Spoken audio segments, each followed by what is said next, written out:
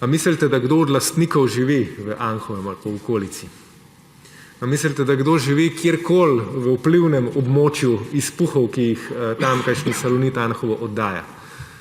Mislim, da niti približno. Pač sončijo se kje, kaj jaz vem, na kakšni vili gor na Vrbskem jezeru, ali ne vem kje, pač, ker so avstrijski lastniki, drugi kje, mogoče ob kakšnem lagotu v Italiji, skratka na varni distanci. In kaj počnejo v Anhovem? Mislim, da to lahko imenujemo kar kolonializem. Po eni strani izkoriščajo naravni vir, ki je javno dobro, za katerega za izkop plačujejo 19 tisoč evrov na leto.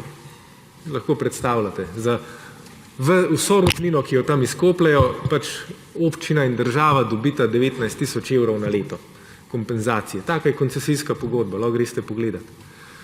Po drugi strani smo slišali, da bomo pa zdaj ob slovenski cement. Oni ne proizvajajo več cementa. Oni tukaj upravijo samo še najbolj umazan del proizvodne.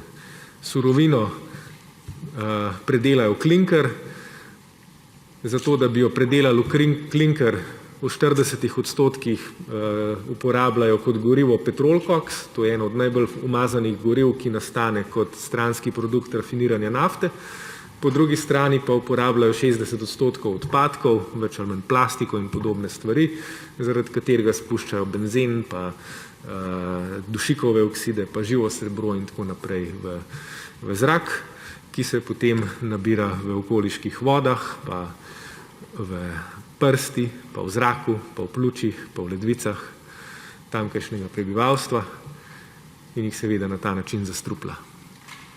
Ohranili pa so, kot rečeno, 2350 delovnih mest. Zelo podobno zgodbo smo spremljali v Lafargeu v Trbovljah. Tam vam lahko Primož pove, tudi jaz sem bil trboveljski poslanec, ko se je ta zgodba razpletala, kako je bilo ves čas govora o tem, koliko delovnih mest bomo izgubili, oni so pa praktično iz leta v leto zmanjševali število zaposlenih. Če se ne motim, jih je bilo kaj na koncu nekih 140.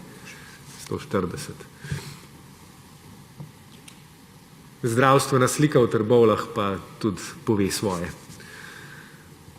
Tako da, če potegnem črto, mislim, da je dilema, ki jo imamo danes pred sabo, zelo enostavna.